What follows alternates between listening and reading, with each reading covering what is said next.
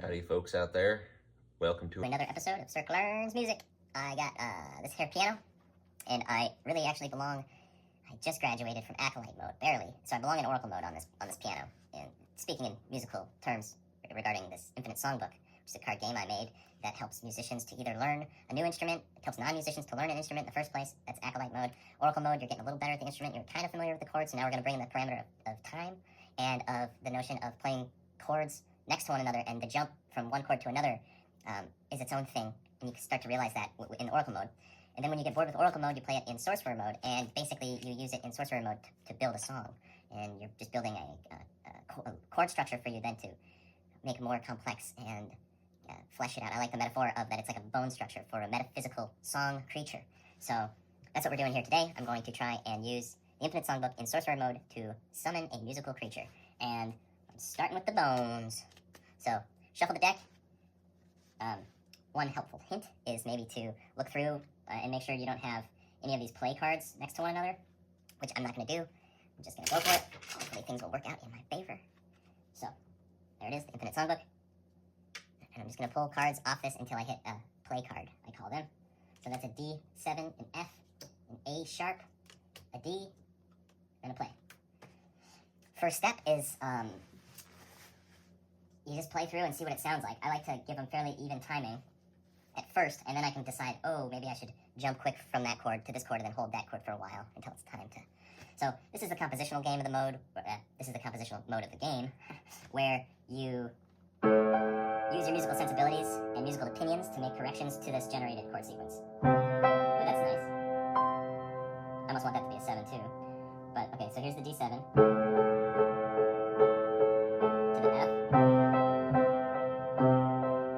And there's that A sharp, or B flat, you call it. And here's the D. D7 to the F. Building. Let's go up to the A here, see if I can keep building it. Down to the D. Now D7. F. A sharp. D. Alright, it's not horrible. When I go from the D to the D7, instead of just staying in that octave and adding the 7, I'm gonna jump down and play the D7 an octave set lower, just to give it just to mix it up a little. Right there. And then I'll move up the keyboard to the D, up to the next D up, and then when I start, I'll move it back down to that D7. Okay, so now I have a very loose plan of action here. It still needs something. It's still not that great. So, but let's keep trying here. So D7.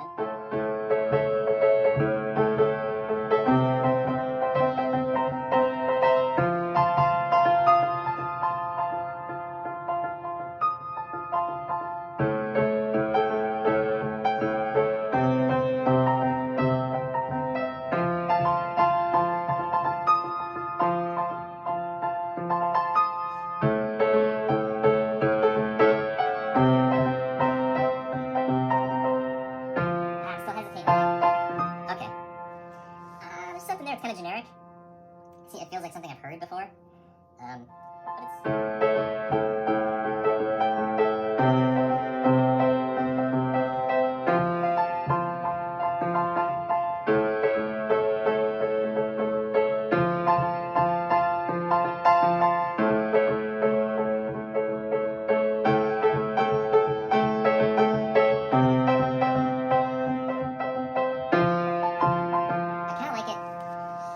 doing that a little bit, and I oscillate.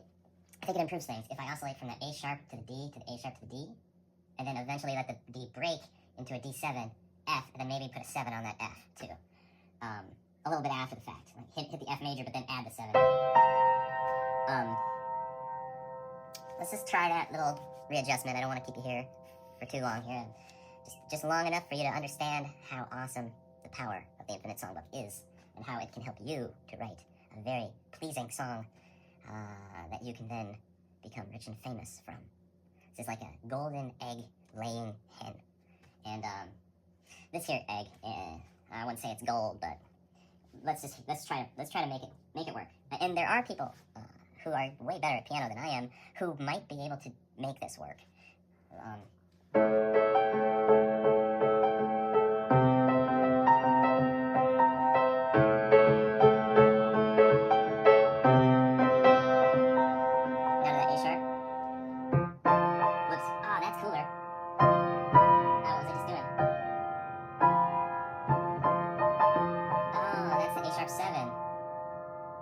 That's A sharp 7 without playing the root up top.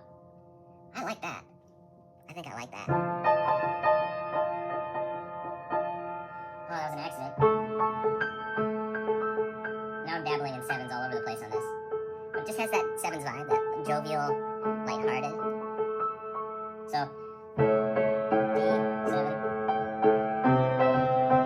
F7, D7. Now A. But I was going. Oh, that's cool. And that's a trick that piano players probably know.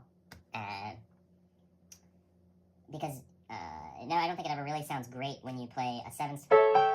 When you play it all at once, especially if I were to play this D2.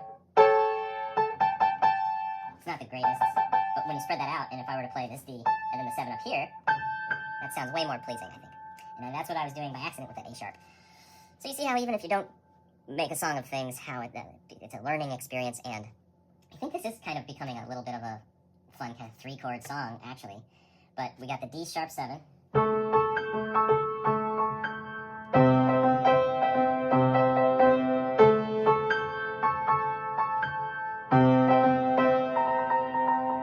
Now that A sharp, I'm going to try to do that thing that I did accidentally to the D. Let's do that again. Accidental goodness. That's cool. D7.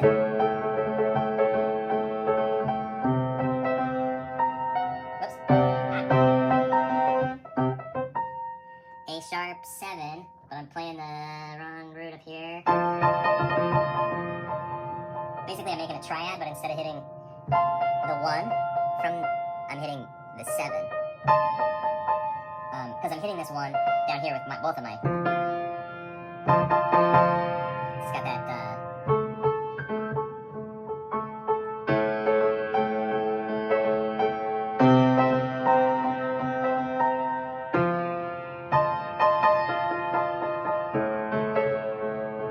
Alright, let's stop.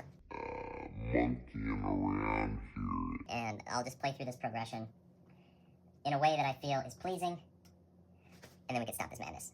I'll put an end to the video and hopefully get my point across about how great the Infinite Songbook really is. Now, I don't play piano, just so you know. I bet real piano players can tell I don't play the piano, but maybe I'm fooling some people.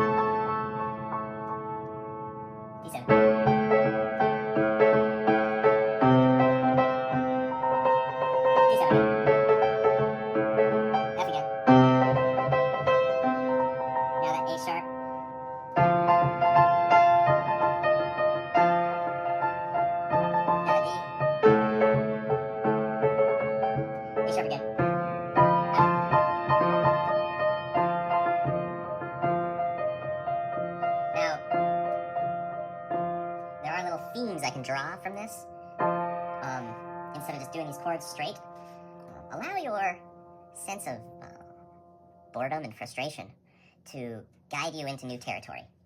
So,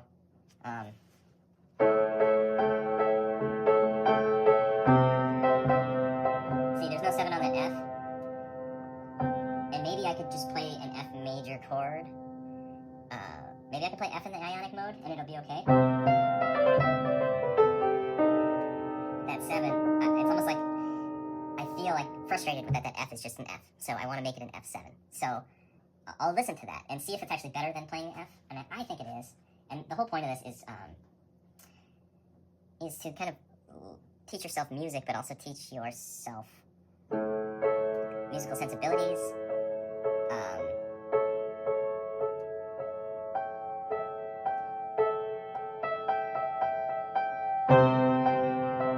That's cool. The 5th and the 7th on this D7 chord, those two notes are the same as the 3rd and the 5th on the F chord. So, if you didn't understand that with the words I just said, listen to it. Here it is.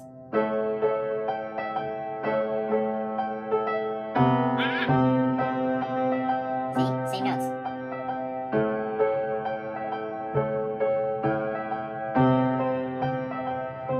That's cool.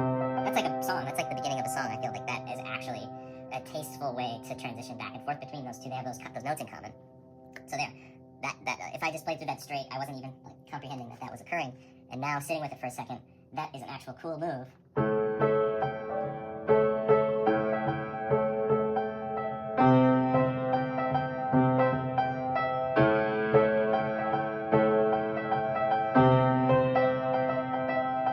Okay, enough of that though, right? Let's move on to the A sharp. Let's do our trick though, and not play the A sharp up here. Let's play the G sharp instead. So.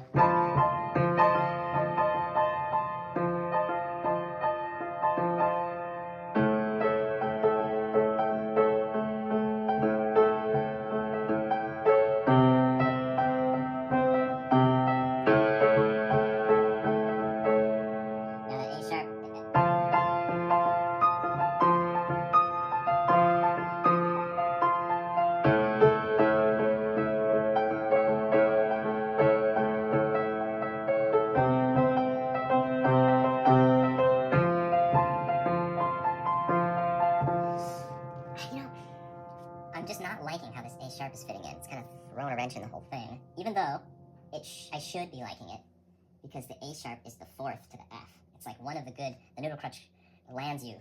One of the corners of the noodle crutch points out that it's the 6th half step from the F. It's the A sharp, which is also called the 4th. It's the 4th tone in this ionic mode of an F scale.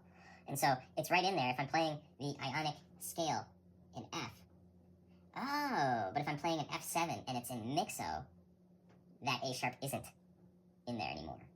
No, that's wrong. Is that wrong? I think that's right. I think that is right. I think I should be playing... Let me find the F7 card, because it has the dial turned to mixo.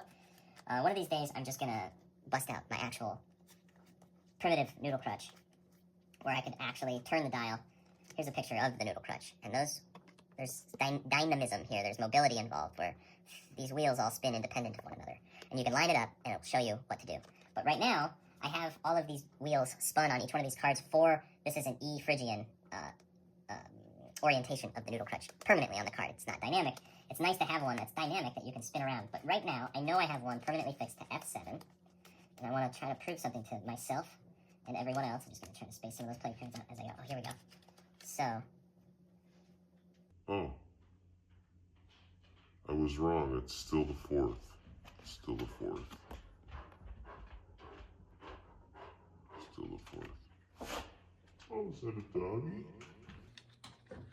Okay, so, okay, I hope you enjoyed this video. I hope the song kind of started to do something. I might play around with it further. I might not.